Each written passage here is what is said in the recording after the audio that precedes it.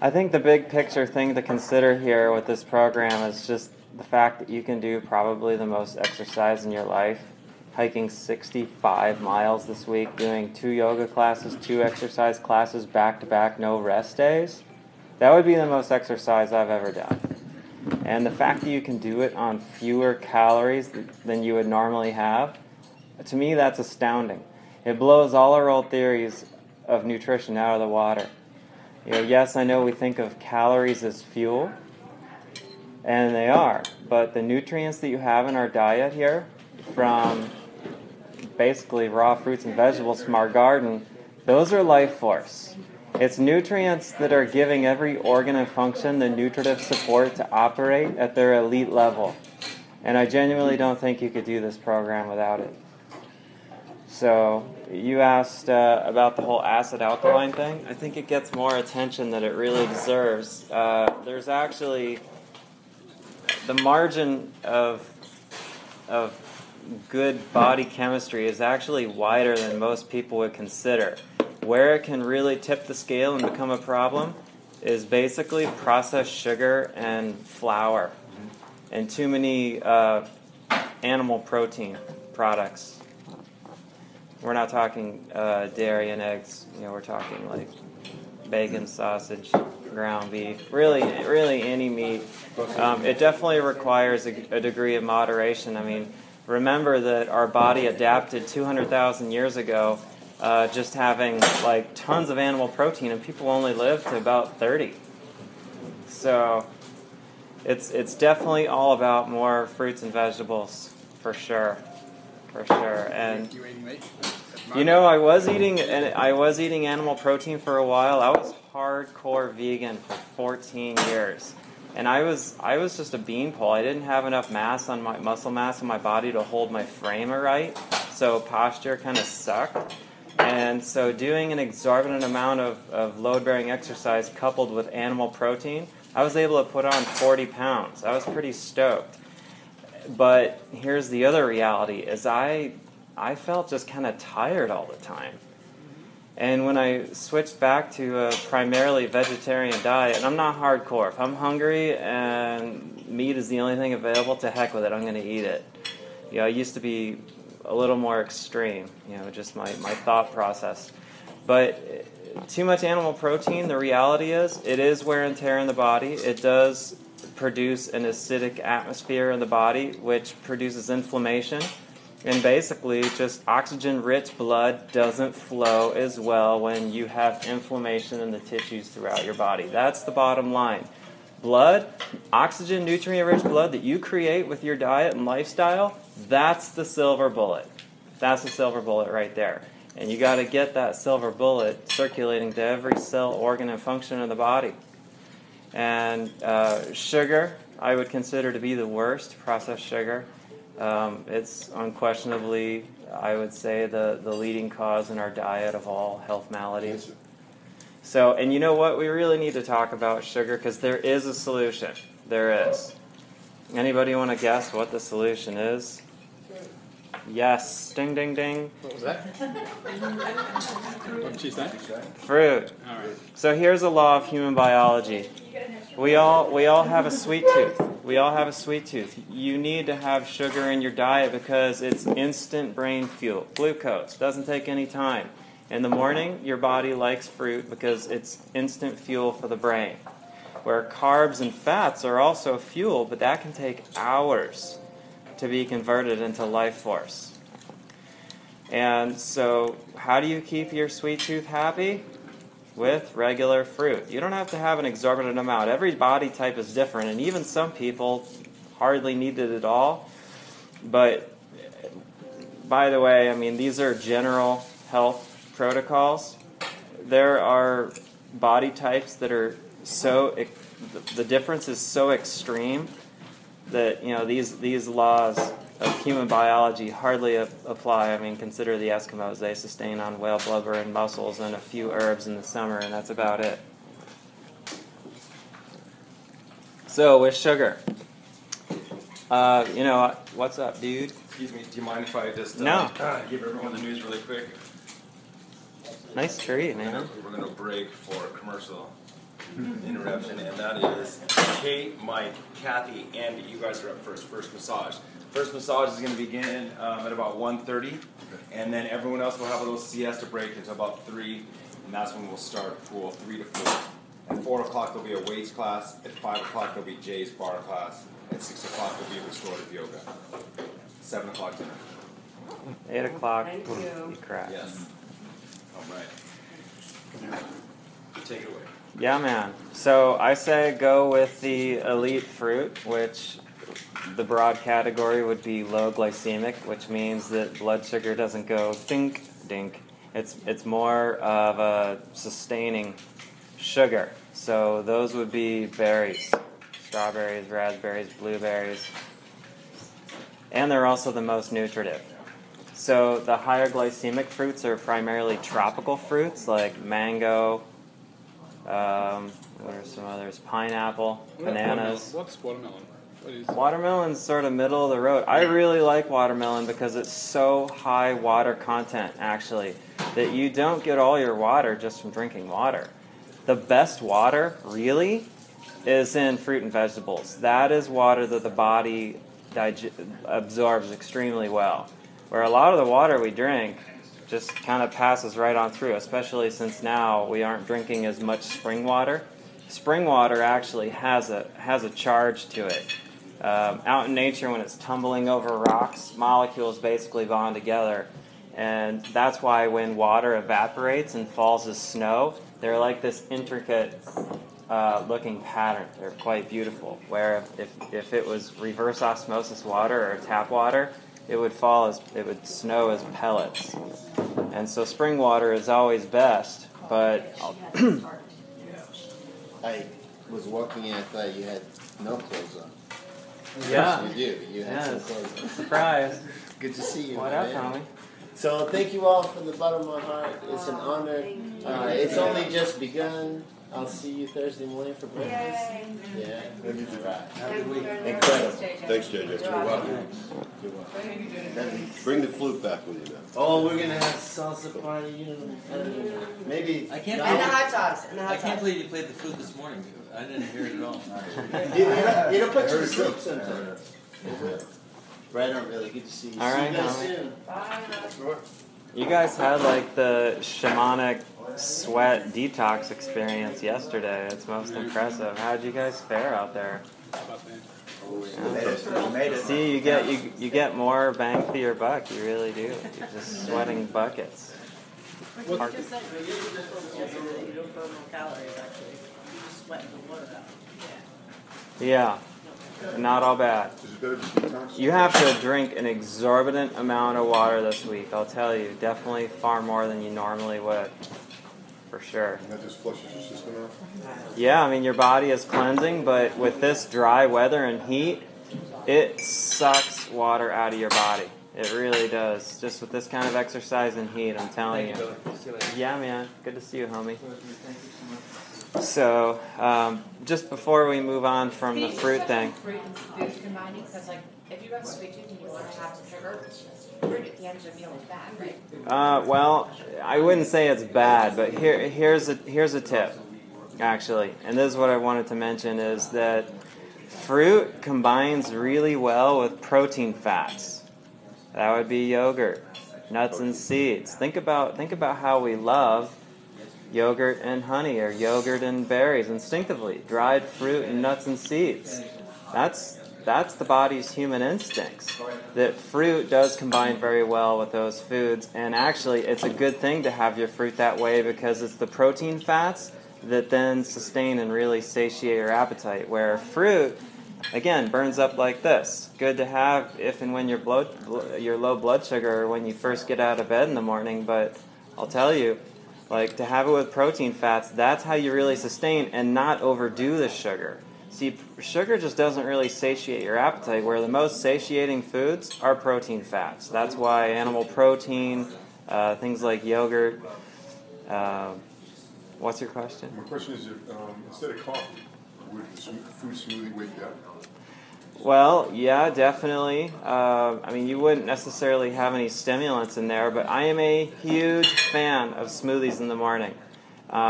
It's easy to digest. I mean, it's a liquid meal. It's hydrating. You have that natural sugar for your morning glucose, and then you can put some protein fats in there like yogurt or almond butter. And then put your blue-green algae or shot of greens in there. Have a yogurt and fruit.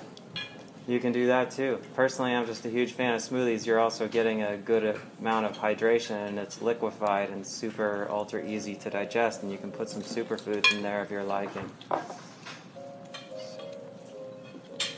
In terms of the fruits, I mean, bananas, apples, doesn't really matter, they just throw them in. So my favorite smoothie, and actually you'll get this recipe at the end of the week, is a handful of strawberries, half a banana, and tropical fruit isn't bad. It has a role. If you're using it as a sweetener with like healthy foods, like a banana split, just kidding. But if you're using it in a smoothie to make other foods like blue-green algae and superfoods and yogurt and things of that nature really palatable, okay, now we're talking. Now we're talking. You know, I'm not saying, you know, go eat a few bananas. That's a lot of high glycemic sugar. So I put a bunch of yogurt and raw almond butter and then greens. That's my morning smoothie. And now you've rounded it out. That's a meal. That's a meal. It'll sustain you for hours. I'm a fan of smaller, more frequent meals. Here you really only have time, just because of the extreme lifestyle, to have 3. But we give you a couple like snacks out there to help sustain.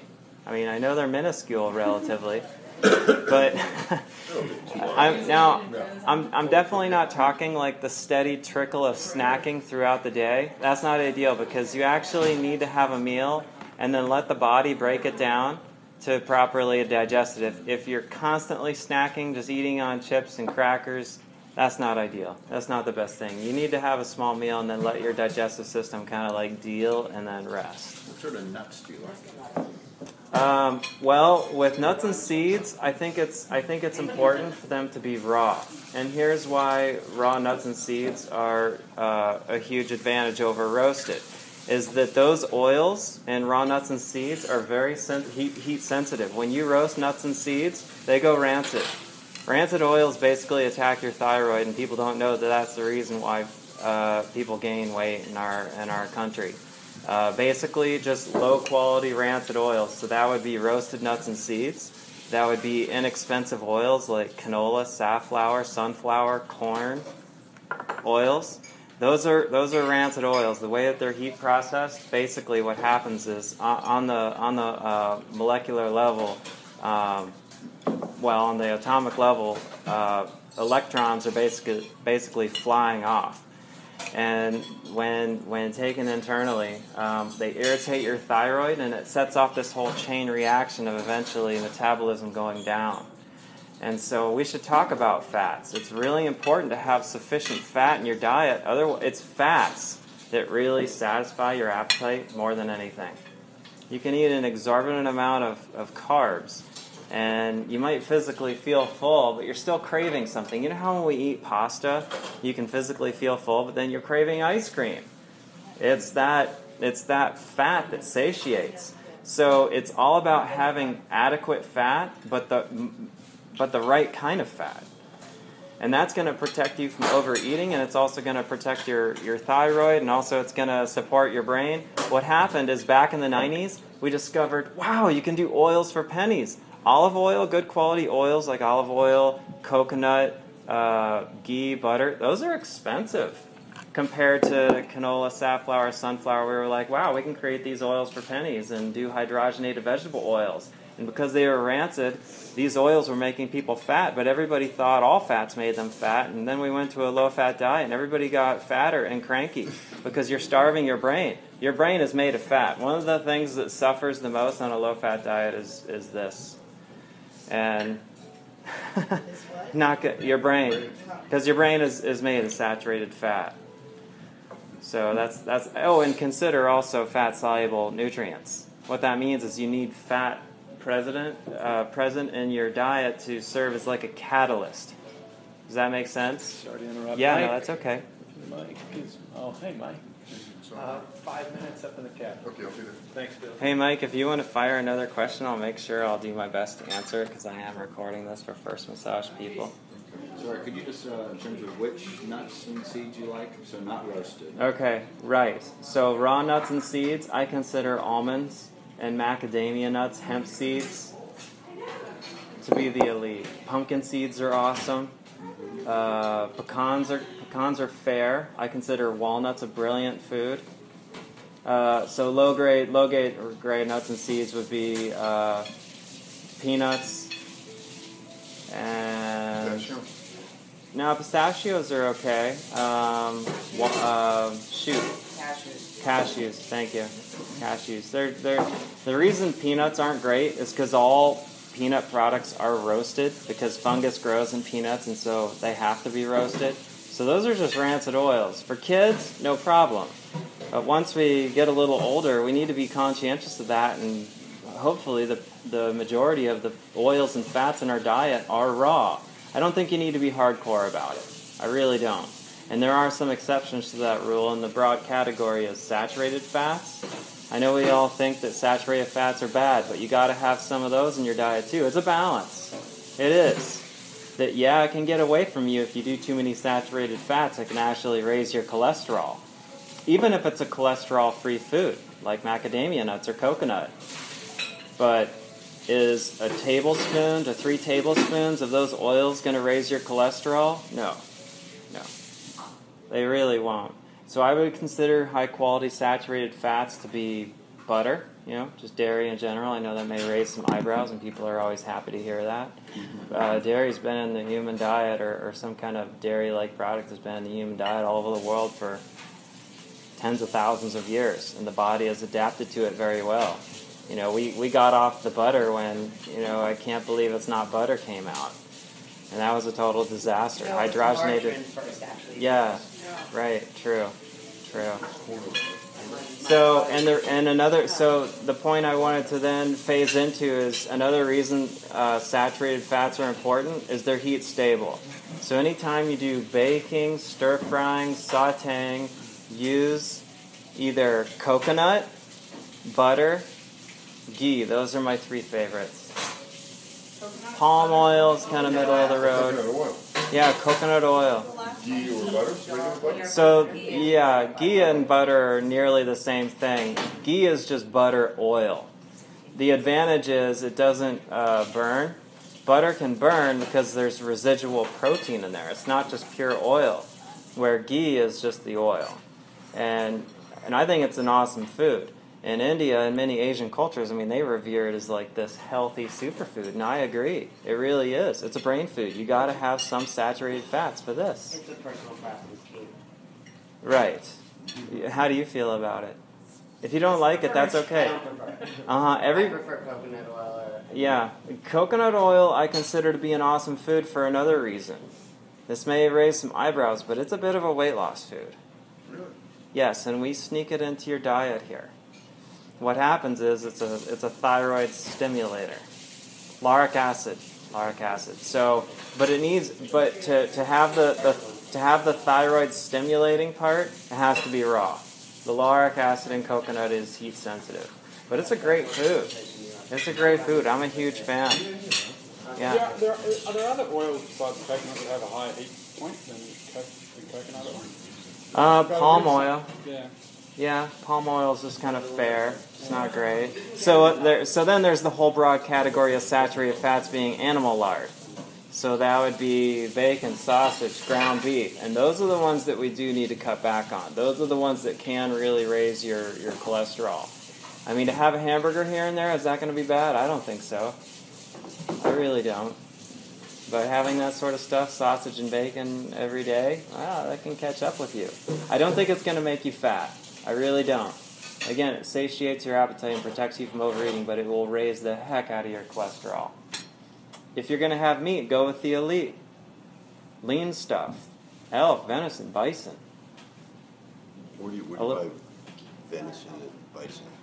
Well, Grocery store? yeah. Really? Yeah, you're gonna find bison at any and every grocery store now. You should see them now. Really? They're like in the organic section, something like that. Yeah, I've been to one of those. Ted's, it's called. It is true. It is true that animal protein is a quality of protein that is basically, in a way, the most absorbable by the body. Animal protein, here's the reality, guys. Animal protein has been in the human diet in every culture all over the world for 200,000 years.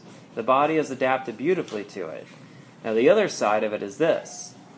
Now we have nearly every fruit and vegetable and grain available year-round, just for the last 70, 80 years. Where our diet was very limited before, in many colder climates, we would just have meat and potatoes and maybe a little sauerkraut, fermented vegetables from the season before. Our diet was extremely limited. And now we're finding that if you shift your diet to just more plant foods, less animal protein, bottom line is you live longer. Animal protein, while the body's adapted beautifully to it, too much, inflammation. Inflammation. It's acidic. It is. A little bit, great. If you have animal protein in your diet, it's a dinner food. It's a recuperative food. It's restorative. When is your body doing its restoration? When you're sleeping. Animal protein is not fuel. It makes you tired. Animal protein makes you tired. So now, again, every body type is different. Some people do okay with like a chicken salad middle of the day, but I think for most people, the chicken salad just makes you sleepy. It really does. Like 4 o'clock, you're like, Fish, huh? the same story, right? Fish. Yeah, all animal protein is going to make you a little sleepy. I mean, if you have a little bit in a salad, probably not. So it's okay. So where do you get your iron from? What? Where do you get your iron from? Iron. Well, here's the big picture, is that, again, every body type is so vastly different. I mean, there are cultures in the world that don't really have iron in their diet. I mean, look at the Balinese. They subsist on rice and lentils and a massive amount of plant foods. So it's hard to say exactly how much iron everybody needs. You know, there's a lot of debate about that. That, yeah, you definitely get a lot of iron in your darker meats. Not so much in chicken. It would be more, beef than anything. So, Is it okay to eat the heavier proteins before you sleep and sort of rest? yeah, that's the idea. And it's better also because, think about it, if you eat a massive amount of fuel, your body's like, well, we'll store this for tomorrow. It's stored as fat. Was this going to be recorded? Huh? Yeah. Okay. Yeah. Sorry, Mike. Sorry. So, Great to be seen. So your body will digest it fine if it's really time to sleep? You know well, it's ideal to eat a few hours before you sleep. Yeah. I mean, I prefer to, like, I go to bed at 10. I prefer to eat at 7. A couple hours, that's fine. Going to bed right after you eat, you just don't digest your food that well. You know, it can be a little constipating, actually.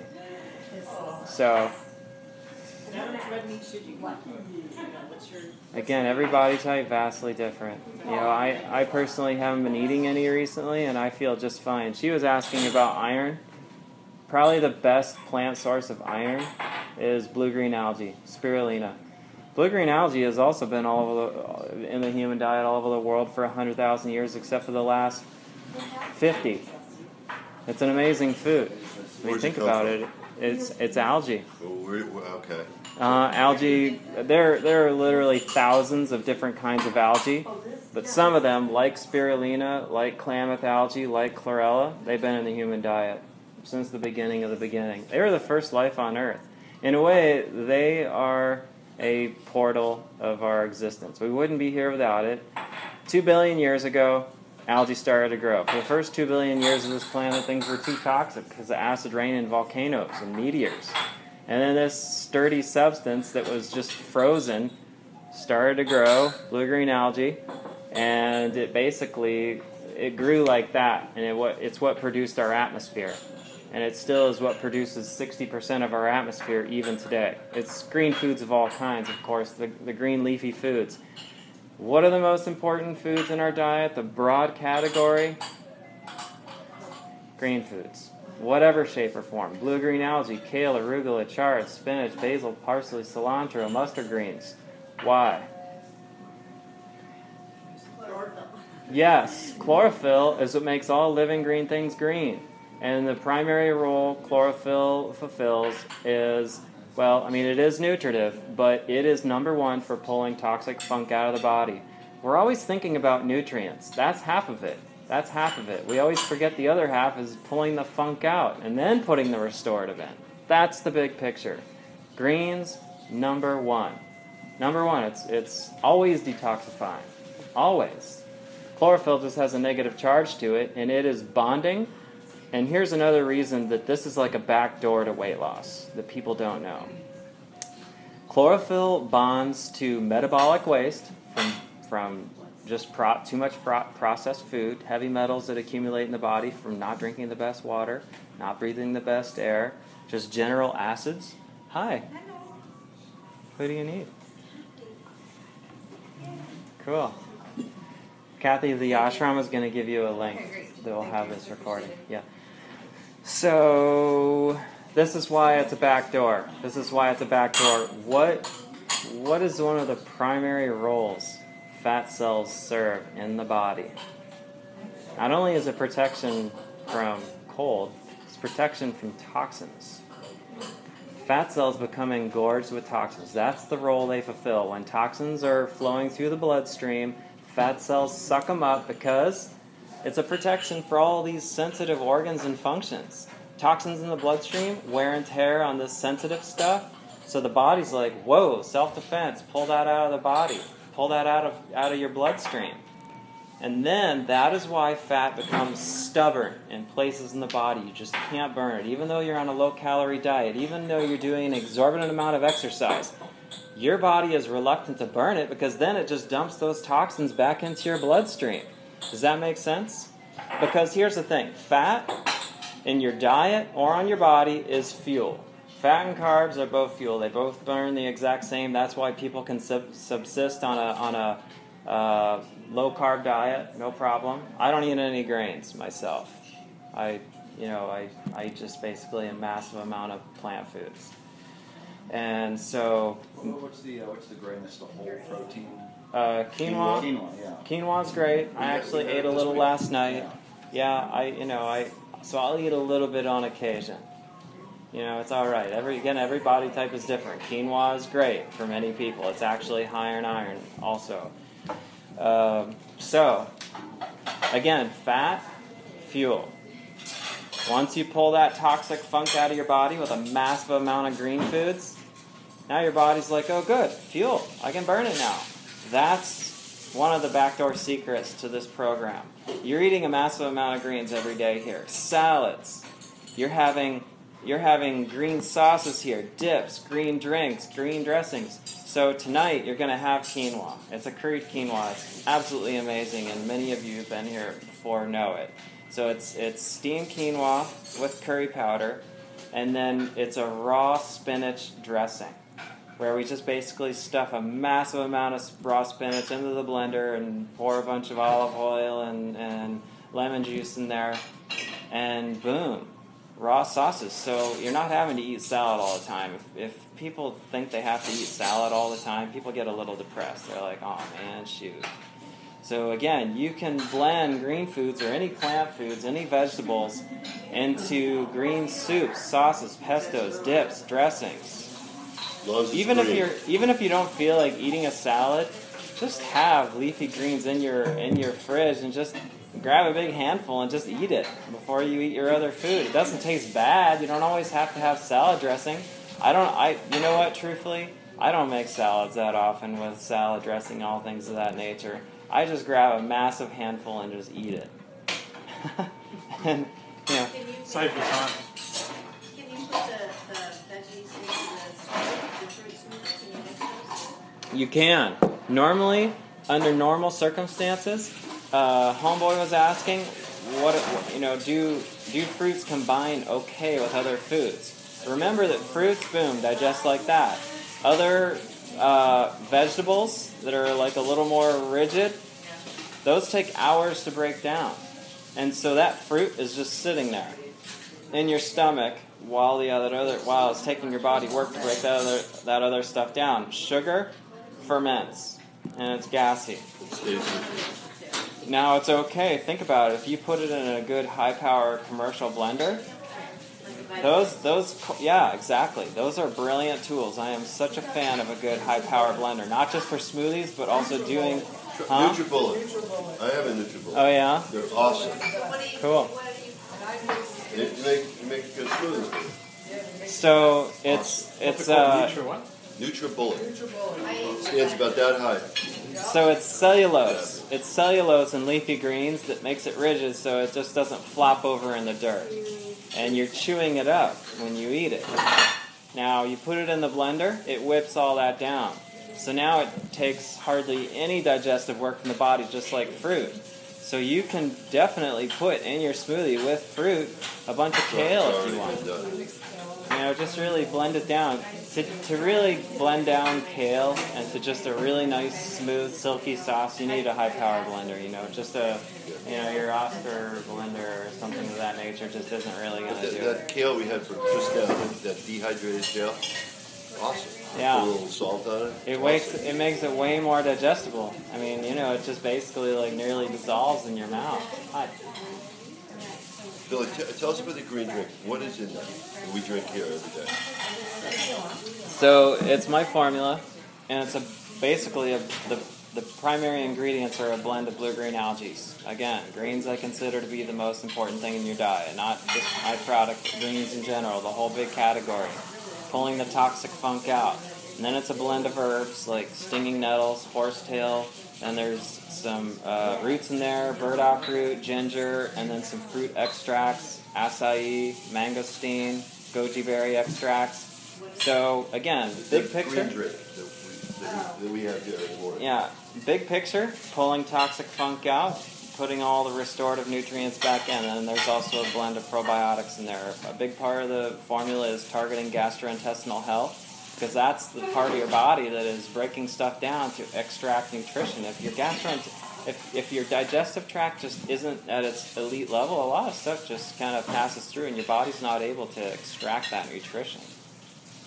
So you're saying is make a fruit and veggie smoothie and throw in some of this. That's what I do in the morning. That's my breakfast. Again, I have more frequent, smaller meals, so that's like breakfast number 1. Then I'm good till about 11. And then I have some eggs. And then rest of the day is just kind of massive salads and soups that I make. I am such a fan of. Did you guys like last night's soup? It's good, eh? Yeah, that's a new one. So I make just basically different variations of that soup. That's probably the easiest meal we make here. To make 2 gallons of soup, it takes like an hour. Yeah. All you're doing is chopping down your favorite vegetables. So mine would be sweet potato, broccoli, kale. I'll chop up some onion too. So I just chop it up, throw it in the pot, low boil it for 15 minutes. And here's the key to making soups amazing. 2 keys. Scoop about a quarter of the pot out into the blender, whip it down. Yes, that's genius. And that's what creates that's what creates that nice hearty, what do you call it? The base broth, yes. Yeah, the stock. Okay. There you go. Okay, and then the other half is to put butter in there. Or ghee. So you had ghee in your soup last night. Remember, it's those fats that satiate. So that's my soup. And so every night I just scoop a couple cups out and heat it, and voila. And I'll have it with like some toasted rye bread.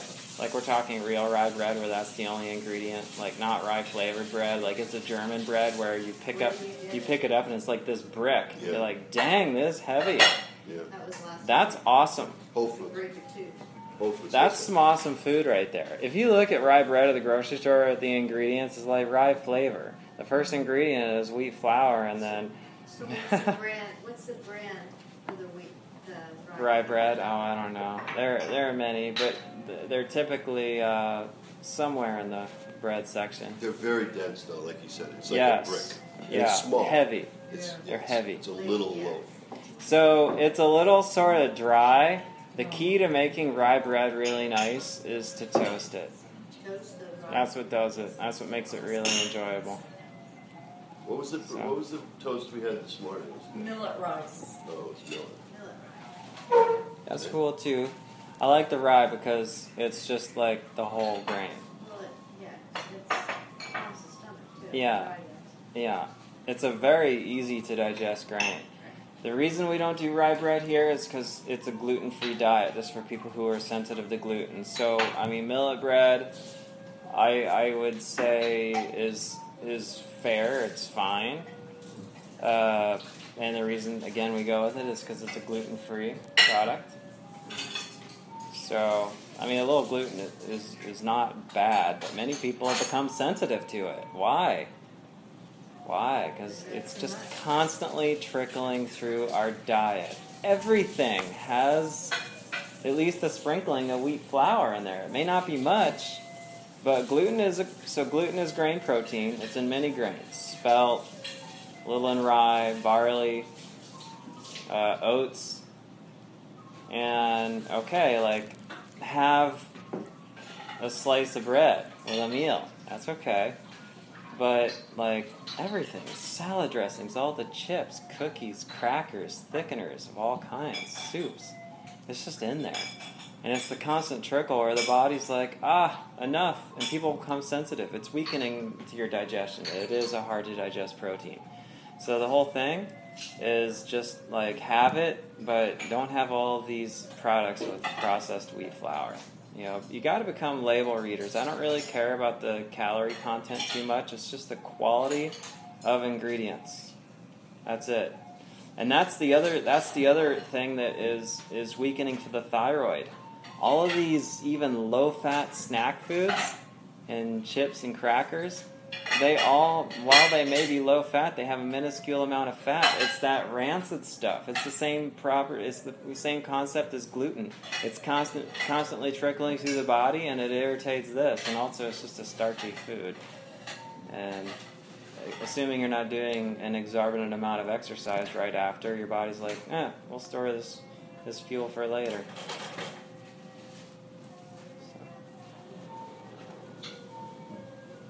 How much chlorophyll do you have to get in it? Can you translate for us how much chlorophyll you need in a day? I mean, if you have a reasonably good diet, right? Yeah. How much chlorophyll do you need? And can you express it? I mean, I wouldn't say there's a stringent law of nature. Personally, I have a lot. My health is very sensitive because I had to basically rebuild it from scratch. And for me to maintain it, I have to be on this precision-tuned health protocol. If I let it get away from me, if I don't do the right diet and the right amount of exercise and the right sleep, it gets away from me. And I'm not healthy. It comes back pretty quick. And so, I mean, personally, in the morning, I have a massive amount of blue-green algae in a smoothie. I mean, we're talking your stuff? Yeah, I'm not bragging. I mean, my formula evolved from my own falling out of health. Yeah. So you guys have about a round teaspoon in yours. I have at least 3 or 4. And then when I eat eggs a few hours later, big handful of arugula. Later in the day, kind of the same thing. My later in the day meal, it's kind of like this, kind of thinking, it's something where you think you would eat if you were out on a backpacking trip. I have a big, massive bunch of greens, some raw organic cheese, and a little chocolate, a toasted piece of rye bread, some sprouted nuts and seeds, almonds, a piece of fruit of some kind. You talk a little bit about organic. Yeah, that's an area in my life where I've become quite stringent. It's a tough one. It really is. It's a tough one. Because approximately 70% of the food in our country now is genetically modified. Now, there's been genetic modification with foods for many, many years. Just the way we were doing different hybrid blends of things, like hybridized almonds that evolved over years and years, so they all look the exact same. They're all the same exact shape and size. Not necessarily a bad thing. It's just basically in the last 30 years that we have been injecting foods with viruses to help the food like just become this really sturdy thing that will grow in any kind of climate or atmosphere. And so now we can just grow fruits and vegetables without like a healthy growing normal atmosphere. I mean, they just grow, and they grow fast, and they don't digest well. You know, the molecular change is quite substantial. They don't have the same nutritive value. And I think that they have wear and tear on the body, especially if you have too much. Again, if I'm at a restaurant, to heck with it, I'll eat whatever. But what are you buying at the store? What's the majority of your diet? But she said organic. Okay, you can have... True. Okay. Right. It can be organic, but it also could be altered. Yeah. It just hasn't been fertilized. Right. Right? How do you know? How do you know? How do you know what you're buying hasn't been genetically altered? Right. Monsanto owns 98% of all seeds. Yeah. So. Yeah. Isn't that crazy? It's crazy. Yeah. Unless I wish you I get had a heirloom stuff. Yeah. You know? Yeah. I wish I had a perfect answer. That's a tough one. That's a bit of a dilemma in this day and age. A lot of people say this is organic, but it's not. And it's not. Uh-huh. How do you really know? Yeah. It's true. You can't grow it at 10,000 feet. It's like, Yeah. I don't know. Something tells me we're going to make it, since survival is our number one instinct, and at the rate we're going with genetic modification, it won't be sustainable. If we keep doing it, we will Well, if they die. start genetically modifying us, That would then, be then we'll be perfect. all set. Right. Genius. Right? That's a good one. Test tube babies. That's a good one. That would solve all the problems. Oh, okay. So, what is the little snack that we get? It's a very nutty and honey date kind of thing that JJ gave us just a little piece of. Very sweet. Very Not good. bragging, but they're my vitamin C bars. Those are great. I Those are agree. really good. Those are good. So my vitamin C formula is in the tea cabinet. It's just basically berry extracts. Have you heard of camu berry? No. Amla berry, acerola berry. They're just high vitamin C fruits. And they're extracts, so it's actually a sugar-free formula. And so what I did is I actually put my vitamin C formula in a bar, and the base is almond butter and honey and flax seeds. What's the sweetener? Honey. Honey. Mm-hmm. Very good. where do you get the honey from? From the Well, bees. Yeah, it's a certified organic honey. How It come we is. don't use It's agave? raw. Well, agave's fine, but honey actually has immune boosting properties. It needs to be consumed with a degree of moderation because it is a higher glycemic sugar, like bananas. But if you're using it as a sweetener with like healthy foods, okay, now we're talking. You know, there's debate about honey. There is, but I consider it to be somewhat of a medicinal food. Where agave doesn't have any nutritive properties. You know, if you're gonna use a processed sweetener, it's definitely better than sugar. And the advantage of agave over many other processed sweeteners, it's a very neutral sweet, similar to sugar, where like maple syrup, great, but doesn't flavor-wise just doesn't work with everything. How about stevia? Stevia is cool. It's a sugar-free herb. Now, stevia, most stevia products are heavily processed. It looks like cocaine, and they have to add maltodextrin, so it But I doesn't. use stevia drops. That's cool. That's cool. Yeah. Yeah, now, that used to be the only sweetener I used, because I had to be on a totally sugar-free diet for a few years.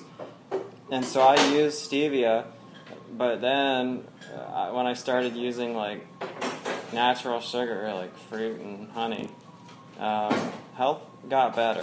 You know, I mean, some people are dealing with maladies of certain kinds where it is good to really cut out sugar primarily. And stevia kind of fits the bill. It's a calorie-free sweetener. We're definitely not talking Splendor or Truvia. Those are not the same thing. I was in Florida this winter, and there's a restaurant called Christopher's Kitchen, and it's a raw food restaurant, like Roberto's Raw Planet or Raw, anyhow. Yeah. So I was eating there often with my wife, and a lot of people with food allergies and toxic food problems you'd see the same people coming back every day. It just happened to be very young, attractive women. And there was all these very pretty girls with food allergies eating this guy's food. I don't know. I was kind of enjoying eating there, actually. I mean, I went raw for like 2 months. Good for you. You know? Good for you. It's very expensive, though, because Yes, it's it all sure organic. It sure And is. you're not making it up when you're in a restaurant. And it's also, I think, You like that, Rosemary? high caloric. Because, like, his sauces for his desserts and stuff are all nut butter and nut. Those are good, though. Yeah, but they're high calories. So here's the thing, and I forgot to talk about this, is another reason, well, I mentioned it briefly, but another reason why it's important to have fat in the diet is it's what satiates. I mentioned that fats really satiate. Where carbs, you can eat an exorbitant amount. It just doesn't do it. You're going to find that if you had 100 calories of olive oil versus 100 calories of, say, crackers, starch, you're going to be way more satisfied with just olive oil. Really? Remember that oil is fuel. If you have adequate healthy fats in your diet, I feel at the end of the day you are going to be consuming fewer calories because of how much fats satiate your diet. That's an advantage of like these raw food restaurants is there is more fat in their diet and they don't have really grains and bread, chips, things of that nature. Like their crackers are made from black seeds. Yeah. Dehydrated nuts and seeds. That's right. Who's this? The raw guys. The raw food is incredibly inventive. Yeah. You know, like they'll tell you it's Alfredo, noodles Alfredo, and it's not, but it tastes very similar. Yeah. It's really very interesting. Yeah, sure. So I mean, they're very creative chefs. Yes, it is impressive. And I've been to Santa Monica to that guy's place. Giuliano's. Yeah. Guy's crazy. Great food. He is crazy. He's a crazy. nut. And he's got a very attractive girlfriend that works there too. Oh, good. She did a cooking demo for us. Okay. Very good. But I think the raw food movement is coming. They just need to change the name from raw to real. Ooh. Real food. I like that. Raw just is a bad connotation. Uh-huh. Yeah. Well, right. And I don't feel that it's best to have it exclusively raw. Exactly. Because in the Northeast, people need soup that's hot. Yes, exactly. You can't drink cold soup. Right. General law of human biology is raw foods cool the body, and cooked foods warm the body. Not necessarily because the food is cold or hot. Right. It's just it's how it interacts with the spleen, basically. So that's why in the colder season, people want more cooked foods, and why in the summer you're down to eat more salads. Absolutely. But in general, I do feel our country could use more raw fruit and vegetables. The people in our country. Yeah. In general. The problem is they can't afford it. And people on food stamps aren't going to go buy a head of lettuce. No. They're going to get a pack of cigarettes and a box of Fritos. Right. Or whatever, the quickest calories for the cheapest dollar they can get. Uh-huh. Cigarettes go in that. Okay, maybe not cigarettes. How about a pint of wine? Okay. I do think that we're not far from there being the tipping point where people suffer substantially from the poor health that they've created in The their diabetes lifestyle. epidemic is colossal. And our healthcare system is paying for it. Mm-hmm. So, all these people that are going through, welfare or going through Social Security to take care of their diabetes, it's going to cost this country a gazillion dollars. It's crazy. Crazy. Yeah. What do you think about alcohol? I mean, it can be fun. Stop laughing, Rosemary. It is toxic, to have it here and there. I think is okay, assuming you're not having an exorbitant amount. Okay, so I know there's the marijuana or marijuana extract or alcohol. Marijuana they're both wear and tear. Marijuana's wear and tear in the brain, big time, more than people think. The fact that it's has medicinal property is absolutely ridiculous. It's entertainment. Okay. Now, for some people, because of a health malady they may have, it can have some benefit, whether it's pain or seizures or Lack of appetite. right. If they're suffering from cancer and chemotherapy and have no appetite, sure, it can play some role. Okay. But I mean, we got to be real with ourselves. They're both just a source of entertainment, which isn't bad, and with like here and there. In modification. Yeah, it's a tough one though. Both can get away from you a bit. So can't claim to be perfect at it myself. But basically, I'll be transparent. I definitely screwed my memory, and it takes with the herb. Yes, Really? It takes a long time to rebuild it. I'm fascinated with the economics of marijuana. It's not. It is fascinating. I Fascinating. freaking love certain things about it, but I just can't do it anymore because it's had too much wear and tear for me. I did an exorbitant amount. I already smoked a lifetime's worth of. Good. Now, if you can use it occasionally, not every day. No. I think it has its shamanic properties. Not everybody. And it's fantastic entertainment, but really, I mean, is it much more than entertainment for 99% of the people using it? No. I wouldn't say so. I agree. And alcohol's the same thing. Yeah. I mean, is there any value to alcohol? No. I think red wine there is. There's one glass. No, they say that the French people have much lower heart disease and everything else. So alcohol is a blood thinner, which ain't all bad for many people. Right. The antioxidant thing, there is such a minuscule amount of antioxidants compared to pretty much every fruit and plant food there ever was, minus potatoes. But hey, for some people, it takes the edge off. It's relaxing. If they can keep it to a degree of moderation. What? Well, I take the edge off of me. Sure does. We have no edges. There's Sure no does. edge here. It sure does. Yeah. So tell us, your business is selling, I don't want to call them supplements, but formulas. Superfoods, right. Superfoods. Mm-hmm. Green foods. Mm-hmm. Commercially. And you have a plant where you make this stuff? I don't make them myself. Somebody makes them. I do basically the formulation. I've invented just the blending of different herbs and probiotics and enzymes because I was doing it every week here in the kitchen for about 7 years. Always tweaking it, always changing it, adding an ingredient, taking something out, and seeing if it had influence on other you than guys. doing the formula, are you the sales guy? No, I mean, I was. I mean, originally I'm doing everything myself, and then to grow the operation, you have to hand batons to other people, and more, my job has to be to think.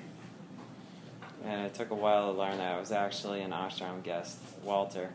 Walter He Turk? said that, yes. My friend. Really? My buddy. He was like, we were on a hike together, and he says, Billy, your job needs to become to think. And I was like, ding, oh my God, you're right. Not that it's easy. Oh my God, it's been a heck of a lot of work. But it's doing well. It's good. So I don't have a plan. You don't have a plan. No, Just the key is to hand the so- jobs to other people. So there are places where all they do is make bars for companies. There are places where all they do is mix ingredients and bottle it in an amber glass bottle, seal it, put my label on it, because these are the people who have absolutely mastered it, where I could never build something that would even compare to what they've built. Now what I do is I've tracked down the ingredients. I find who's growing the best spirulina, where that's their specialty. I don't grow my own spirulina. So you supply, you tell them. I buy pallets of an ingredient And ship that it I to know them. are the very best, that are shipped there, and they mix it, bottle it, seal it, an oxygen absorber, and then we're good to go. Is And it all then mail-in? it goes to a fulfillment center where their whole specialty is mailing Shipping. glass where stuff never gets broken, and their warehouse, their storage facility is for food where it's a cool temperature. And then basically I just have a few employees who answer phones and do customer service, and that's it. You know, I have a website guy and then a guy who designs labels and more products, and so, So yeah. is it sold in retail? Yeah. It is. Not Whole Foods yet. There's so many hoops to jump through, it's ridiculous. And you where don't do you make any sell? money. Where do you sell? You get great distribution. but you Yeah, don't make exactly. It's a marketing project, that's all it is. Where do you sell it? Where's it Where do sold? I sell Where it? is sold? Probably a couple hundred stores around the country. Not an exorbitant amount of places, but I would say 80% of my sales are just through the website. Online. Yeah, that's why Because people I like live to in shop Telluride, now. Colorado. I'm sure it's not there. Does, Oh no, it's sold Is it in a Telluride? store in Telluride. I can't remember the name of it, but it's there. Judah, or it's a pharmacy. It's a I don't know. holistic pharmacy. So I don't know. It's not in the medical marijuana. No, go in there and ask, and if they're out, then they'll order more. That's a good way to do it. But you know, people just like to shop online. That's just the way it is in this day and age. People like to shop on Amazon. To heck with it, you know. Can we get in here today? Or, You know, we or is require this you to forget about your credit cards, but I mean, we can do the that. website. Here's what you can do: is jot down your information. I'll ship it to you, and it'll be there when you get home. There you go. We ship everything just I thought UPS, you were just the second thinker, day. not the salesman. Huh? I thought you were the thinker, not the salesman. Yeah. Yeah. You just closed the deal. We just closed the deal. Well, that's just a side effect of being the thinker. I mean, that happens It's all all the time. Walter's That happens all fault. the time. I can order online too. Yeah, that's easy. Either way, doesn't matter. Is it BillysGreens.com? I have that URL, but the main URL is Infinity Greens. Oh. That's the name of the product. Is that the name of the product? Yeah, I Infinity went Greens. into this Ajuva, whatever it's called. I don't remember what the name of the You obviously store don't is. shop. How many products do you have? Well, I have. So I just don't know the have names. my Long- green formula, the blue-green algae shot of greens that you have in the morning. And then I have my vitamin C formula in the tea cabinet. And then I have my protein formula, which is just sprouted brown rice and hemp and a few herbs, milk thistle. What do you do with that? It's also in your morning green shot. Oh, it's all that. Is it? Not the actually they do. They put all three in there. And that's the 3 products you have? Those are my 3 main formulas. I'm doing an omega blend that's sprouted flax seeds, chia seeds. I think that's pretty much what it's going to be. Where it's ground up in a glass bottle. Because sprouted ground nuts and seeds go rancid. If it's in a foil or plastic bag, they go rancid like that. They need to be in glass. All of my products are in glass except for the bars. So I have the green bars, which are have a serving of my greens in there. I have my vitamin C bars. I have a serving of C. And then I have protein bars, which are soon to come out. And then I have the sprouted almonds that you guys have on trail. Those are really good. Yeah. Really good. Oh, those almonds. Well, I'm going to All 2 of get them. some from Walter. What? All 2 of them. Did you just see him when he was here? Yeah. Yeah. Yeah. You know he had a kid. Right. Yeah. Yeah, we've kept in touch. I got him in touch with this dog breeder where I got my dog. Oh, you're the one. Yes, pure white golden retriever. He's banned from the ashram. Why? Because He jumps in the pool. that was the second wrong thing he did. He comes in here and frickin' jumps up on the table and polishes somebody's sushi like that. Wow. No. And then jumped in the pool, and that was it. He's blacklisted. But I was bringing him here for a while. You know, he will love it. But now he's a very well trained dog. But whatever, he can just stay at home. He's gone. Yeah. I have one too. Oh yeah. A white golden? Yeah. I have to get the name of that. Well, mine's in Massachusetts. Thank you so much. Good to meet. Yeah. My dog is phenomenal. But so Walter and I go hiking in Aspen, and our wives and everything. And so we get way up there, and we run into these 2 women with these really kind of cool looking dogs, and they're Australian Labradoodles, and Walter's taken by it. And Walter's the kind of guy, when he gets his nose full of something, he just stays on it. Yeah. So Walter goes out and buys one from the same breeder from Seattle, Washington, that these women were from. And then he buys another one from North Carolina. Now he's got 2 of them. I was going to breed it. And no, they're neutered. And then his brother-in-law is having some problems. He buys a 3rd one, I think, from the Seattle lady. And his brother-in-law at the last minute goes, you know what? We can't have a dog. He goes, but I already paid for it. So I'm down in Sarasota about 3 days before Anastasia has the baby. And there's these 3 dogs. And I'm thinking to myself, holy shit, Walter, you're going to have a baby.